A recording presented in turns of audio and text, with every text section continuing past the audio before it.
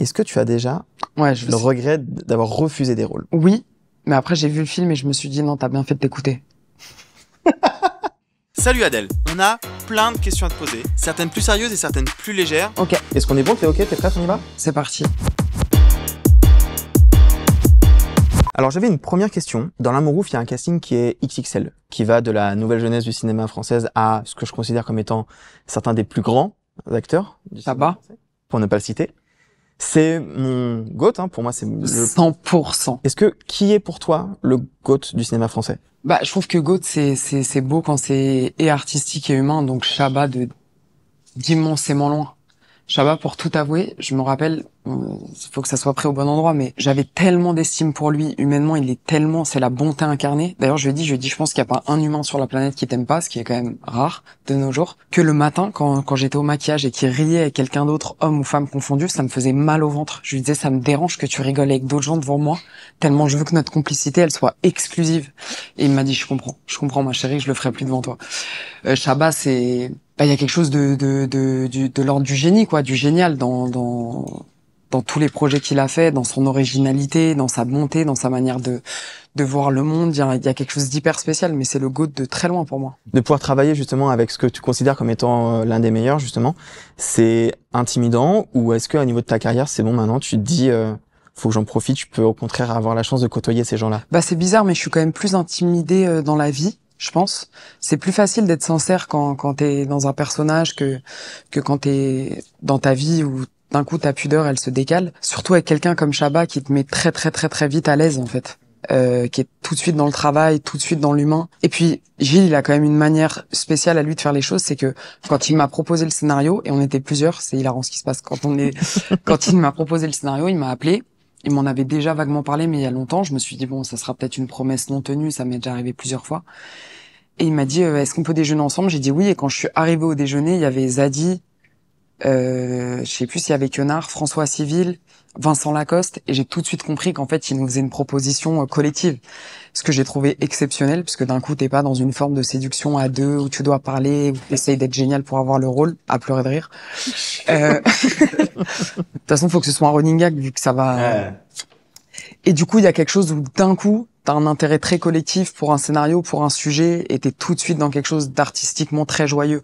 Et je trouve que c'est un réalisateur, c'est quand même un capitaine d'équipe qui se doit un peu de propager ça. Et Gilles, il le fait à merveille. C'est-à-dire que quand tu cherches le bateau, tu suis la musique et tu sais où l'équipe est installée, parce qu'il suffit de suivre le son, quoi.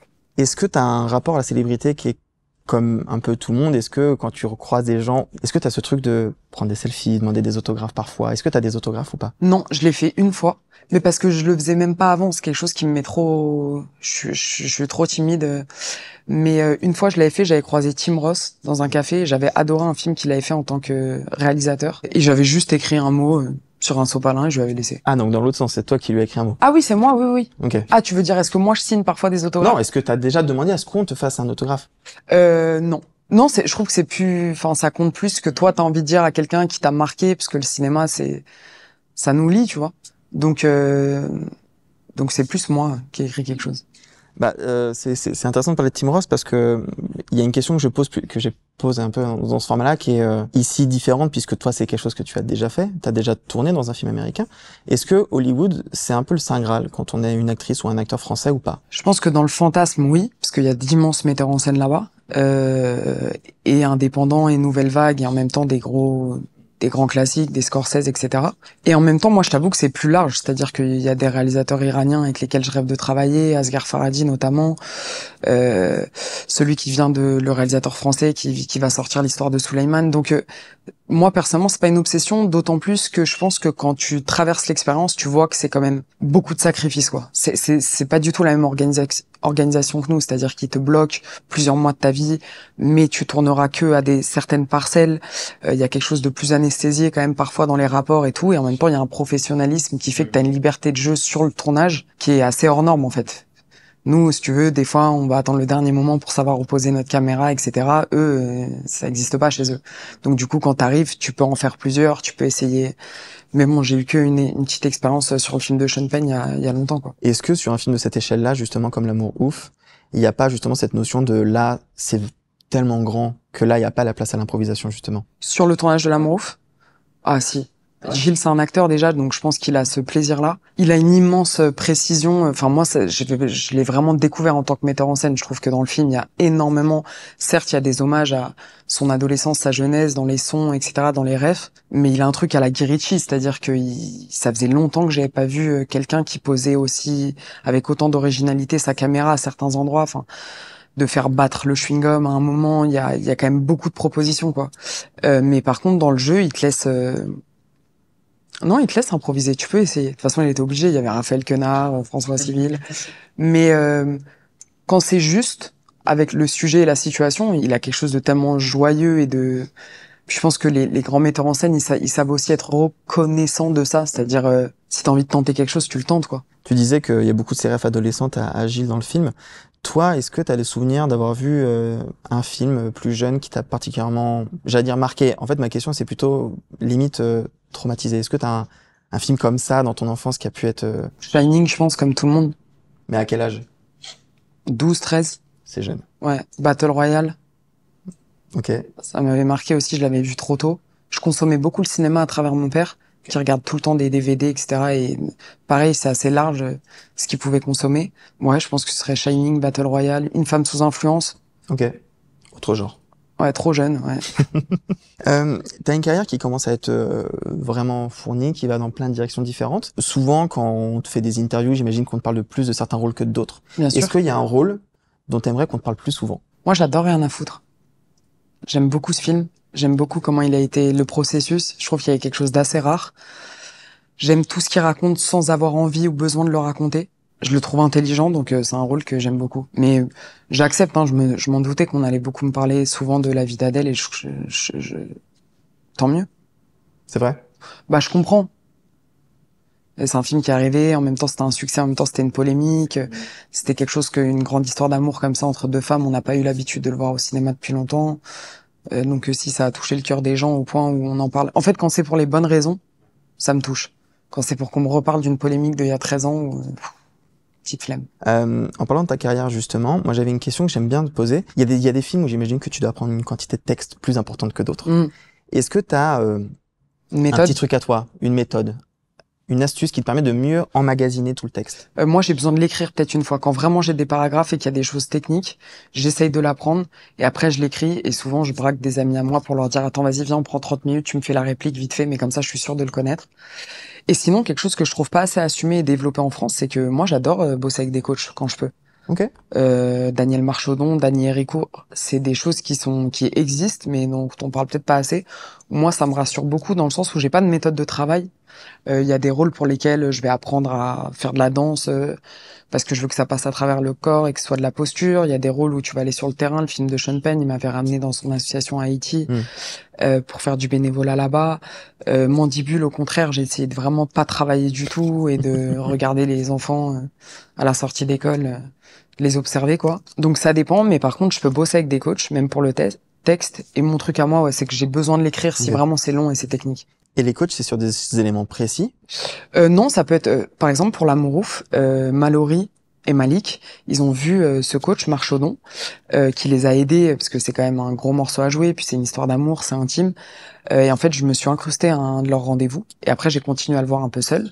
Et c'est vraiment une sorte de, donc c'est un peu la même méthode, je pense, pour chaque rôle, c'est que c'est quelqu'un qui connaît complètement le script, comme le rôle de la script. Il connaît toute la chronologie, tous les mystères, tous les secrets, tous les dialogues, et c'est un peu un psy de ton personnage, c'est-à-dire qu'il va te donner aucune réponse, il va pas te dire moi je pense que dans cette scène elle a pensé à lui écrire en prison, ou moi je pense que là elle a pas fait le deuil de sa mère, ou mais il va juste te nourrir de questions pour qu'une fois que tu arrives sur le tournage tu puisses être disponible au présent et que tu te sois posé toutes ces questions. Moi je considère que j'ai pas besoin de tout savoir avant d'aller sur un tournage, dans le sens où je pense que chaque humain a ses incertitudes et qu'il y a des questions où toi-même tu sais pas répondre quand ça te concerne, en fait, surtout quand c'est intérieur et que c'est des formes d'introspection. Donc mais j'aime beaucoup le processus de tout décortiquer avant avec un coach. Ce serait quoi ta salle de cinéma préférée, ton cinéma préféré au monde? Au monde? Oui, j'imagine que t'en as peut-être pas fait dans le monde entier, mais Place de Clichy, parce que c'est là où j'allais tout le temps quand j'étais petite. Donc quand j'y vais, ouais, devant le McDo. Et est-ce que t'as une place de prédilection quand tu vas dans une salle de cinéma? Non. Bon, j'avoue, c'est toujours mieux de pas être assis à côté des gens. J'aime pas trop être tout devant. Ok. Mais je pense comme tout le monde, milieu. Ah ouais, vraiment milieu. Moi, j'aime bien sur Pas le en côté, par folle, hein. exemple. S'il y a pas de place, il y a pas. Ah ouais, t'aimes pas? Ah, j'aime pas J'aime être bien sur le le côté, côté. moi. Ah ouais, être comme ça, là? Hmm. Ah ouais. Ça donne une autre perspective, tu vois. Ah, j'aime pas trop. Et sur ce sujet-là, rapidement, toi, t'y vas encore souvent ou pas au cinéma? Ouais, j'adore. Je suis allé voir le Audiard, là, il y a 2 jours. J'ai envie de voir le Joker. Ouais, j'aime bien. Je trouve que l'expérience du cinéma, enfin, moi, perso, à chaque fois que j'y vais, je me dis, waouh, je pourrais y aller tous les jours. Alors, évidemment, il y a des périodes où j'y vais moins. Je trouve ça rare, quand même. Je trouve que ça reste une expérience. C'est quand même pas pareil de le consommer à la maison que dans un ciné. T'as ton petit rituel? Le sucre. Le sucre et l'équipe Sous avec toutes ses laquelle formes? tu pars. Kit Kat Ball, personnellement. On parlait tout à l'heure de ta carrière, de tes rôles, etc. Je vais pas te demander quel est le rôle que tu as regretté d'accepter. Par contre, j'ai une question. Est-ce que tu as déjà Ouais, le regret d'avoir refusé des rôles?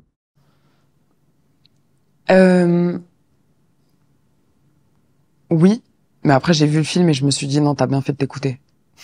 Je suis désolé, Non, je mais vais non, te mais demander maintenant quel film. non, mais en fait, c'est même pas par rapport au rendu du film, c'est plus un truc où je me dis ah non, moi j'aurais peut-être pas apporté mieux, ou j'aurais peut-être pas, je l'avais pas vu comme ça. Mais bon, je pense que le plus dur aussi quand t'es acteur et c'est collectif, hein, c'est pour toute l'équipe, c'est quand t'as fait un film et que tu le regardes et tu te dis waouh, c'est dommage. Il est amer ce sentiment. J'aime pas la tiédeur de se dire ah c'est dommage, il y avait pas l'audace que j'ai lu au script. Mais refuser des rôles, non c'est dur. Mais pour être honnête, là où je le regrette rarement, voire jamais, c'est que j'ai jamais envie d'arriver sur un tournage avec une envie un peu molle de me dire j'ai accepté parce que ça a l'air quand même super et qu'en même temps j'avais rien cette année. Je trouve ça horrible. Je sais tellement à quel point c'est heureux d'être galvanisé par ton rôle et Gilles il a ça. C'est vrai que t'arrives sur La Mourouf, on aurait dit un enfant à qui on avait donné les moyens de dire vas-y raconte ton histoire.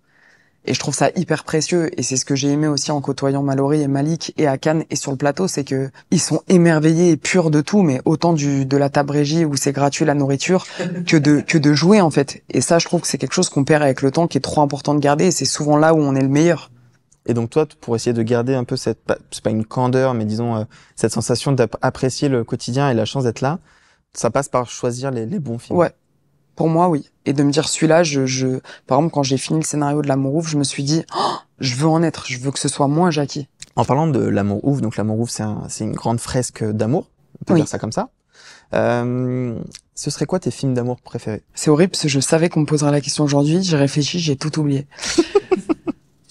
Sur la route de Madison, ouais. Titanic, d'amour en général, même d'amitié. Ce que tu veux. Moi, j'avoue que Sasuke Naruto, j'aime bien. En amitié. Roxy Rookie. C'est bouleversant. Bah ouais, moi j'aime trop. Dans ta carrière, il y a quelque chose que je trouve pas rare, parce que maintenant de plus en plus de gens s'y essayent, mais disons que j'aime beaucoup, c'est cette versatilité de pouvoir se dire je peux aller vers de la comédie pure et vers du drame pur. On dit souvent que la comédie c'est plus difficile que le drame. Oui. Est-ce que tu es d'accord? Ouais, 100 fois. Bah c'est dur déjà par exemple dans Mandibule, c'était drôle la première fois qu'on a vu comment on allait vouloir interpréter Agnès. Mais en fait à un moment donné, ça fait une semaine que tu tournes, les gens ils sont fatigués, ils ont des problèmes à la maison, ils rigolent plus. Donc tu te dis il y a un risque, en fait c'est très noble quoi de se dire on espère que les gens vont rire et en même temps si tu vas chercher le rire, c'est là où c'est pas drôle. Enfin je sais que moi les comiques un peu de situation etc, ça me fait absolument pas rire. Par contre, les trucs The Office, etc., où c'est très sincère, c'est là où je rigole fort. Donc oui, c'est plus dur, parce qu'il y a quelque chose qui se joue sur le présent, où t'as forcément envie un peu de te projeter, où tu sais que ça va diviser, parce que l'humour, c'est quand même quelque chose d'hyper intime, qui se contrôle pas vraiment. Donc c'est plus dur. Un drame, quand c'est bien écrit, il suffit un peu de dire les mots, et d'avoir quelqu'un de bon en face de toi, et ça glisse. Je verrai toujours au visage, c'était tellement bien écrit. Ouais. Elle connaissait tellement son sujet, Jeannery, qu'en fait, il suffisait de raconter l'histoire et il faut vraiment être une pierre pour pas être touché. Donc, du coup, c'est simple. Et t'aimerais en faire plus? Ouais. Mais je les trouve rares, les très bonnes comédies françaises. C'est le problème, non? Ouais. Mais ça va arriver, notre génération, ça va arriver. Mais là, je fais le prochain Dupieux et franchement, c'est très très drôle. C'est vrai? Ouais. Bah justement, en parlant de scripts qui peuvent te plaire, si moi, demain, j'ai écrit un scénario et j'ai envie que tu joues dedans, comment je fais pour que tu acceptes mon scénario demain? Qu'est-ce qu'il doit contenir? C'est hyper intime, il doit me toucher, quoi. Enfin, pas forcément, mais Enfin, si, d'ailleurs, forcément, mais moi, c'est plus un truc de sensation. C'est-à-dire, je vais pas te dire, bah, j'ai besoin que ce soit politique, ou j'ai besoin de rire, c'est vraiment quelque chose où, des fois, j'ai rencontré des gens dans la rue qui m'ont dit, ah, je t'ai envoyé un truc, mais je crois que tu l'as jamais lu, je donne mon mail et boum, je tombe sur un grand scénario. Des fois, je tombe à côté et tu réponds et tu le sais pas. Ouais. Ok. Ça m'arrivait d'avoir un super scénario, dans ma boîte mail et je l'ai pas fait parce que j'avais pas du tout envie de faire un drame à cette période-là. Et quelqu'un d'autre l'a fait, il est trop beau. Donc c'est plus une histoire de sensation pour moi. Et puis après, c'est comme tout le monde, c'est aussi des moments. C'est vrai qu'il y a des moments où, dans ta vie, t'as pas forcément envie un film, c'est un investissement, faut pas y aller à moitié, donc t'as pas forcément envie, je dis n'importe quoi, mais de t'enfermer 6 mois dans un studio, et ce qui est hyper joyeux aujourd'hui, c'est quand t'as ce luxe-là de se dire, voilà, je veux faire que des choix de cœur. Parce que je comprends, moi, qu'on fasse des choix pour manger, ou par excitation, ou par peur, enfin, je l'ai fait aussi, quoi. Il y a un peu ce mythe quand on parle, alors c'est principalement pour les acteurs et les actrices américaines, mais quand même il y a un peu ce mythe de parfois le rôle est tellement intense, tellement difficile qu'il peut te suivre après le tournage. Jamais? Non. Tu le comprends que les gens puissent le ressentir par contre? Je trouve ça trop beau. Mais je suis même pas jalouse, mais je me dis, waouh, pourquoi moi ça m'arrive pas? J'ai jamais eu de rôle qui vienne me hanter dans mes rêves. J'ai eu des trucs, mais c'est très intime, mais des moments où je me suis dit, oh, c'est trop marrant ce que je suis en train de ressentir. C'est un truc que j'ai vécu dans un film. Mais comme toi, tu peux te le dire en tant que spectateur, tu vois, ou une parole d'une chanson où tu vas te dire, waouh, c'est ma vie, comment il sait. Mais parce que c'est des sujets larges, c'est ça qui est trop beau dans le cinéma, c'est à quel point ça te lie. Ça peut être le deuil, une rencontre. Mais ça m'est pas arrivé. Par contre, je dois avouer que Je verrai toujours vos visages, la sortie, etc., j'ai vraiment mesuré à quel point il y avait énormément de gens qui traversaient des drames intrafamiliales, que ce soit incestueux ou d'autres violences. C'est bête parce que souvent, il y a pas longtemps, sur un film, on parlait, il y avait la femme d'un technicien, je disais, elle fait quoi ta femme dans la vie? Il me dit, elle travaille à la protection de l'enfance, et je lui dis, ouais, pas comme nous, enfin, en faisant une blague de dire, elle est utile. Et en fait, si je dois être honnête, quand je vois Jeanne Herris, qu'elle a réussi, la lumière qu'elle a mise sur la justice restaurative, les messages qu'on m'envoie, de dire, est-ce que tu connais juste un contact? À quel mail je dois écrire? Je me sens prête à porter plainte, etc. Je me dis, le cinéma, ça peut quand même faire quelque chose de fou, quoi. Mais autant ça peut être un appel à ta mère après un film que ça, que faire découvrir la justice restaurative. Et en même temps, le cinéma n'est pas obligé d'avoir cette portée-là. Si là, c'est magnifique, mais c'est pas un moi, j'adore le divertissement aussi. Moi, je regarde Le Seigneur des Anneaux et j'ai pas envie de côtoyer un elfe après, tu vois. C'est juste, je rentre dans un monde et pendant 2 heures, j'oublie ma vie. On parlait tout à l'heure de films importants dans ton enfance, de films cultes, etc. On en a tous. Et il n'y a pas de honte à avoir, mais est-ce qu'il y a des films cultes que tu n'as pas encore vus? Qui sont dans ta watchlist? Mais 100 fois. Mais tu veux même que je sois honnête avec toi, j'ai fait semblant de les avoir vus. Je pense que tu peux trouver des interviews de moi où je dis que je les ai vus. 100%. Ça m'intrigue là, j'ai envie de savoir du coup. Qu'est-ce que j'ai fait semblant d'avoir vu 100 fois? Les Valseuses, j'ai fini par le voir. Ok. Claude Sauté, Un homme et une femme, ça existe? Un homme et une femme, ouais. Ouais, je pense. J'ai fait semblant de l'avoir vu aussi 100%. Un homme et une femme, c'est Lelouch, je crois. Bah voilà, pour te dire le niveau de non-culture que j'ai. On s'en fiche ou pas? De pas voir les classiques? Ouais. C'est pas, en fait, c'est justement, on a trop voulu nous imposer que si tu la vois pas, tu n'es pas intelligent ou tu n'as pas de goût. C'est pas vrai. Je suis sûr qu'il y a des films, peut-être asiatiques que tu connais, que je connais pas, ou d'autres gens à la même table vont pas connaître. Mais ce qui est beau avec la culture, c'est que c'est à nous de la partager, tu vois. Et de dire, ah non. En fait, moi, je suis tellement allé à des dîners, on m'a dit, ah bon? Ah, t'as pas vu ce film? Ah, c'est marrant. Qu'en fait, j'ai même plus envie de le regarder. C'est comme un bébé d'orgueil de dire, bah ouais, je l'ai pas vu. Alors que, en fait, quelqu'un qui te donne vraiment envie de voir un film et qui te dit t'as tellement de chance de pas l'avoir vu, j'aimerais être toi, que là tu vas aller le chercher le soir. Donc non, pour moi la culture c'est fait pour être partagée, pas pour être imposée, quoi. Donc je pense pas que ce soit gravissime de pas l'avoir vu. Si tu pouvais remonter le temps et être casté dans le film de ton choix. Ouais, mais maintenant que j'ai vu les actrices le faire, je suis en mode rien. Mais les rôles que j'adore, où je me dis la chance elle a dû s'éclater. Ouais. Monster avec Charlize Theron. Ok. Ouais. Thelma et Louise. Very Bad Cops, c'est des garçons, mais t'as trop envie d'être soit Mark Wahlberg, soit l'autre. Juste pour la scène avec Eva Mendes. C'est ta femme. Monster, c'est intéressant parce que c'est un rôle de métamorphose, de transformation qui était hyper difficile pour Charlize Theron. Ouais. Toi, c'est des rôles que t'aimerais avoir? Ouais, je trouve que l'histoire, elle est dingue. Et la transformation, ouais, moi je me rappelle que j'avais joué avec elle et du coup je l'ai harcelée de questions là-dessus. Et en fait c'est un film qui a été tourné en 3 semaines. Ouais. Elle m'expliquait qu'elle se réveillait la nuit pour boire de la bière, manger des pizzas pour prendre du poids. Mais en fait, le sujet, il est tellement bouleversant, j'ai tellement aimé l'histoire d'amour à l'intérieur que puis d'un coup, tu mets en lumière quelqu'un que tout le monde a criminalisé complet et qui a fini seul dans le couloir de la mort. Et en fait, tu racontes son histoire, quoi. Et comment elle en est arrivée là, et tout ce qu'elle a subi. Donc, un monster quand même. Il y a un débat sur Internet entre des cinéphiles, on va dire, mais même au sein de la rédaction. Moi, je suis le seul à défendre une idée qui est qu'un film peut durer 1h20 comme 4 heures, que ça, c'est pas grave. Ouais. Mais il y a un peu cette idée que, en ce moment, les films sont de plus en plus longs, qui sont trop longs. Ouais. L'amour ouf, il dure 2h45. Il est long. Est-ce que tu considères qu'il y a effectivement les films sont trop longs aujourd'hui ou pas? Je me suis jamais fait la réflexion dans le sens où j'ai déjà vu des films de 2 heures ou de 3 heures où t'as vraiment pas vu. Enfin, le Joker 1, il dure quoi, 2h30? Non, je crois qu'il dure moins pour le coup. Et ben voilà, ça tombe à l'eau complet, ce que j'allais te dire. Désolé. Je cherche un autre Tu exemple. parlais des Seigneurs des Anneaux tout à l'heure, ils sont très longs pour le coup. Ouais, mais moi, quand j'étais petite, quand il y avait les séances spéciales le dimanche, mon père, il m'emmenait, on les enchaînait, le 1 et le 2. Ouf.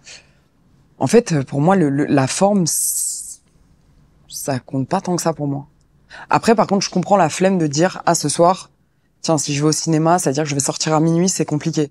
Mais je trouve ça beau qu'il y ait encore des œuvres de 3 heures. En fait, je pense que si tu penses ton film en disant, faut que ça fasse 1h30 pour plaire aux gens, déjà, t'as perdu l'essence même de ton film. Vois comment t'as envie de le raconter et tu verras au montage. Enfin, j'en sais rien, je suis pas réalisatrice, mais... Je suis tout à fait d'accord. Et puis moi, j'ai ce truc qui m'agace, c'est que c'est des collègues qui me disent ça, qui sont des collègues qui vont se regarder 5 épisodes d'affilée sur Netflix le soir même. Ouais, bien sûr. Oui, je vois très bien. Cette contradiction-là. Et d'ailleurs, tu disais que tu préfères... C'est pas la même chose pour toi de regarder des films chez toi qu'au cinéma. Malgré tout, c'est quoi ton rapport, toi, aux plateformes de streaming? Est-ce que tu en consommes aussi beaucoup? Consomme. Bien sûr que je les consomme. J'ai un enfant, je regarde, hier soir, j'ai regardé Planète Hostile sur Netflix. Et c'était trop bien, l'image, elle est exceptionnelle. Okay. Et d'un coup, c'est un documentaire animalier, parce que j'avais pas envie qu'il aille voir Les Mignons 4 cette fois-ci, donc au cinéma. Mais je trouve que ça a ses avantages et ses inconvénients. Une fois de plus, le cinéma, c'est quand même une expérience où c'est bête, mais ton voisin, tu le connais pas et tu te mets à rire à la même phrase que lui. Il y a quelque chose de l'ordre de l'enfance où pour moi, je pense qu'il faut que ça perdure. Et en même temps, il y a le luxe. Déjà, c'est devenu cher, le cinéma. Tu vois. Et il y a quelque chose où quand tu le regardes à la maison, bah t'as aussi le luxe de mettre pause, d'aller coucher ton enfant, de revenir le lendemain tu commences tôt. Je consomme vraiment les deux. Mais pour moi, par contre, faut vraiment pas que l'expérience de salle disparaisse. Ça serait cata. Est-ce que t'as une tradition de fin de tournage? Est-ce que tu te ramènes une tenue, un costume que tu gardes, un petit objet? Est-ce que t'empiles tous les scripts? Est-ce que t'as un truc que t'embarques avec toi à la fin de chaque tournage? Non, pas forcément. Mais quand il y a des costumes que j'aime bien, j'essaye d'en gratter un ou deux. Je garde les scripts quand même. Ok. Ouais. T'as une pile avec tous tes scripts que t'as déjà tournés? Ouais, je pense. Enfin, dans un placard, ouais. Et tu t'y replonges parfois ou pas? Jamais je les regarde. C'est juste, je trouve ça mignon de les avoir, mais je vais pas les feuilleter, quoi. Tout à l'heure, on parlait de films cultes de l'enfance, de l'adolescence. Est-ce qu'il y a des films, pareil, ça dépend des gens. Il y en a qui ont pas honte, il y en a qui ont honte. Est-ce qu'il y a des films que t'as un peu honte d'adorer? Que t'assumes pas, typiquement tu dis ouais bien sûr j'ai vu Les Valseuses, alors que non, mais est-ce que à côté de ça tu dis pas je suis fan de Freaky Friday par exemple? C'était pas mal franchement, mais c'est pas putain, c'est quoi Nour, c'est quoi les films honteux qu'on regarde d'entre nous? Enfin honteux aux yeux des intellos, mais des films de honte. T'assumes tout? Ouais, franchement, ouais. Je suis en train de réfléchir à un film où je pourrais avoir honte. Moi je regarde beaucoup de dessins animés aussi, même seul. Nemo, Bernard et Bianca, j'aime trop. Ça m'apaise. Céréales, petit dessin animé, c'est trop bien. Moi, je sais que par exemple, c'est pas que j'ai honte, mais disons qu'il y a des films d'horreur vraiment pas très bien que j'adore. Genre moi, j'aime bien Freddy 2 et 3, j'aime bien tous les sauts. J'aime bien tous les... Non, pas les 2 derniers. Mais par exemple, je trouve ça cool de le voir en salle, parce que t'as des gens qui crient et tout. Moi, je les regarde tout seul, par exemple. Tout seul chez toi? Ouais. Ah ouais, non, j'aurais trop peur. Il y a des genres de films comme ça que t'aimes moins, où tu vas instinctivement moins aller ou pas? Non, je trouve que pour le coup, il y a des moments un peu sacrés. Tu vois, un film d'horreur, j'aime bien regarder pendant les vacances avec plein de potes. Ok. Je le regarderai pas toute seule. Je vais plus regarder des dessins animés solo. J'aurais une dernière question, qui est une question difficile, mais que je pose à tout le monde et je m'en excuse d'avance. Ah ouais? Elle est pas difficile. Oui. On s'approche de 2025, du quart de siècle. C'est quoi ton film préféré du 21e siècle? Oh, préféré? Tu peux en citer plusieurs si tu veux. Contrainte 21e siècle. Alors attends, je prends une seconde. Vas-y. La Cité de Dieu. Je fais genre, elle me parle pas, t'as bien vu, j'ai fait pour ton vas-y. montage. Ouais. Shawshank? Les évadés, c'est, je crois, fin années 90. C'est pas Full, 21e jamais siècle. vu. Tu vois, ça, j'ai fait semblant de le voir. Les évadés d'Alcatraz? Jamais vu. Non, mais la Cité de Dieu, c'est une très bonne Ouais, la réponse, hein. Cité de Dieu, c'est super. Bien vu. La Cité de Dieu. Merci beaucoup, Adèle. Merci à toi.